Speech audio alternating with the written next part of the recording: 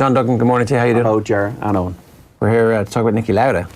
How much of Niki Lauda's career do you remember as a kid? None, because it was just before there's a moment when you're as a kid, I don't know, for you guys it was the same, when everything just clicked and I knew everything within a day that was going on in sport, and I was obsessive about it. Before that day, I didn't know anything. Yeah. Generally, I think it was the World Snooker Final in 1984. Right. Was the first one I remember. Jimmy White, Steve Davis. But as a whole, really about 86, 87, I wasn't completely. So Formula One, I was obsessed about in the late 80s, but not as soon as, not as early as when Niki Lauda won it for the last time in 1984. So tell us a bit about why Niki Lauda is so revered. I think it's bravery and resilience and the ability to bounce back from nearly dying, which was what happened to him in the German Grand Prix in 1976. He'd warned the race organisers that the Nürburgring at the time was too long. It was 14 kilometres or miles, and it would be difficult for emergency services to get to any driver that crashed, and he then did crash. Even looking at the photos this morning, the car is completely in flames. I don't know how he survived. He was dragged out by a few of his fellow drivers. He had third-degree burns. He inhaled toxic fumes, and it damaged his lungs. So that he got to 70 was pretty remarkable. And also that he was going to win the world title that year for Ferrari. He nearly won it. He went to the final race with James Hunt, and Lauda said during the final race, he said, "I'm not going to, in very wet conditions in Japan, I'm not going to continue." Went into the pits and said he was just panicked. But he came back to win it a year later. He won the world title for Ferrari a year later, and then he won it for McLaren in 1994. The only driver ever to win the world championship for the McLaren and Ferrari teams. Right. And then he was a very successful businessman, had two airlines, Lauda Air, which was sold to Austrian Airlines, and then Michael O'Leary bought Lauda Motion there recently enough. He was the non-executive chair of Mercedes. He brought Lewis Hamilton to Mercedes, which was obviously we've seen now in recent years has been a very good signing. But I think it's really, he came from wealthy stock, but against the wishes of his family, he decided to get into Formula One. I think he had an insurance policy on his life or something like that in the early 70s, and got into the sport, won a title for Ferrari in 1975, was quite an efficient driver, and like I think we saw with Senna and Prost later on in Formula One, he dovetailed well with the different style and the different personality of James Hunt. They were quite good friends. I haven't seen the movie Rush, which is about the battle of... It's decent. I think it's very good, actually. As sports movies go, it's decent, yeah. So overnight, we found out that he'd passed. He'd had lung complications in recent months, and he'd kidney dialysis as well. But to nearly pass away, to be given the last rites, and then to come back in a Formula One car and win world championships is pretty... To compete, I mean, so the film is really about that year. It's the kind of the build-up, him falling in love, the friendship with Hunt, and then is the scene of him driving into the pits in the movie? Remember that? Yes. I think of the documentary. Which scene when he drives into the pits? Where he decides not to compete in the Japanese Grand Prix. Yeah, so that's like, like when they have the drivers' meeting and everybody's kind of a little bit suspicious of Lauda. That scene is done, and then when he just kind of when he drives into the pits and decides, "No, I'm done." That is depicted in Rush as far as I recall. Why are they suspicious of him? I can't remember.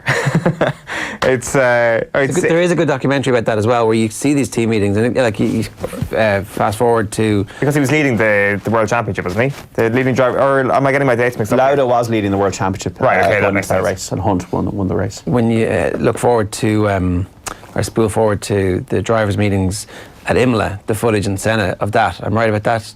I remember seeing the Senna movie, and it was just awful seeing Senna watching Roland Ratzenberger. That was just, that to me is almost too painful to watch. I didn't know that they kind of had those meetings. I didn't realise that the drivers who are all killing each other on the track are actually joined together to talk about what's happening. And it obviously had been going all the way back to the 70s, and I guess from the very start, when the drivers would come together and say, this isn't safe. And no one listened to them. Or if Senna felt, I think he did earlier in his career, that he'd been treated as the villain. This is what I'm talking about, remembering Grand Prix. Like in 1990, it was Senna and Prost. didn't get on, both for the same team. They're in the best car, and they both go off the track at the first corner of the Japanese Grand Prix. So it was just Murray Walker as well, commentary, bringing it to life. And it's just, this is when you're like getting up as a kid at whatever o'clock in the morning to watch this in Japan. And this is just incredible.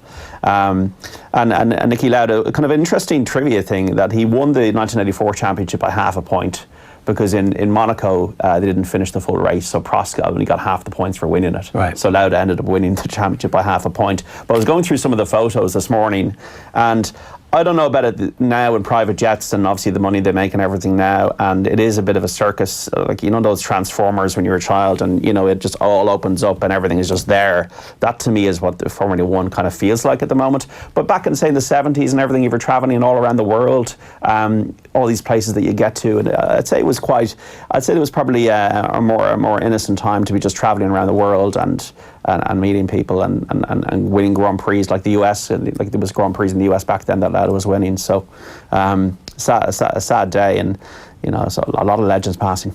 This golden age of Formula One that we were talking about, like, does anybody still have that graph for Formula One now? Like, I don't hear people generally in the office who is full of absolute sports fans. There's a couple of people who are interested in watching Formula One, but it doesn't come up in general conversation the way other things would tend to. Is that because of terrestrial TV?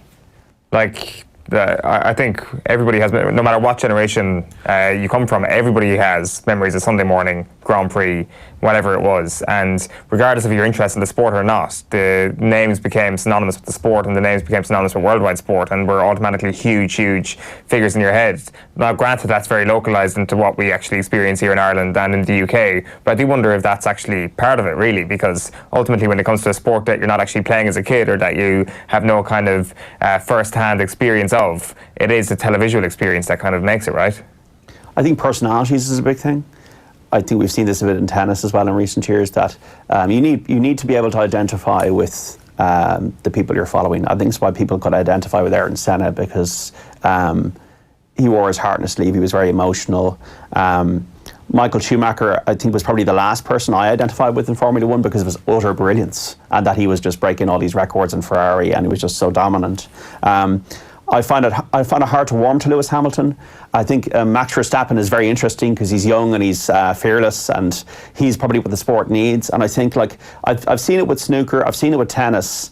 I think personality is a huge part of, if you're not talking about team sports, why we connect to. That's why golf, I think, even we're speaking about Brooks Koepka the other day, I think with Formula One, you had Piquet and Senna didn't get on, you had Nigel Mansell was kind of portrayed as dull, but he was, you know, the great British hope. And then he'd also had a few disasters, I think in Australia in 1986. Yeah.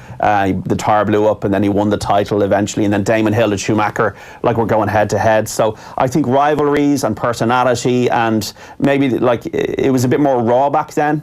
Like, it wasn't as technologically advanced as it is now. So I think that's a huge thing for the real Formula One, the petrol heads, yeah. The changes they made a couple of years ago that allowed Mercedes to really take a leap away from the pack. For them, I'd say it's stuck in their craw, but to us, it's the personalities. Yeah. Well, here's a good question. Who's the best driver in Formula One? Is it Vettel? Is it Hamilton? Who's the best driver? I always felt when Senna was not winning world titles, he still was the best driver. Even Schumacher, like, you can even see with Jordan, when Schumacher came onto the scene, he was better than the car he was in. Well. Yeah. You know, so that's a big thing, I think. Yeah, I think it's impossible to know, right? And that's the problem. If you could stick them all in go-karts, it would be really interesting for a weekend to watch that, and then obviously you want them to get back in their Formula One cars and everybody knowing, oh, well, it turns out you are the best driver. Have you guys been to a Grand Prix? Yeah, I was at the Barcelona Grand Prix once. What's it? Does it? Who's where are they? Can you smell the rubber? Can you smell the petrol? You can't hear a word. You're like literally shouting at the top of your voice at everybody going. But can you? Yeah, it's it's huge as well. So we were kind of looking down. Like, I'd say if you went and sat in the grandstand and could see the finish line and see the checkered flag, might be a slightly different experience. But you were in the cheap seats. It's a TV. It's a TV experience. It's like golf. Exactly. Definitely a TV experience. So I've always wanted to go to the Monaco Grand Prix and be on the yacht looking at where they come out of that tunnel. We'll get you a press pass there, John. That's very There is a doable. bucket list that I did put on Twitter because I've been lucky enough to go to a lot of good things, but that is one of the things. But it has to be, it can't be just, I don't know, Silverstone or something, or Spa or whatever. Or it has to be the Monaco Grand Prix, but in the yacht overlooking when they come out of that tunnel. Can anybody sort that out this morning? No, Tottenham first.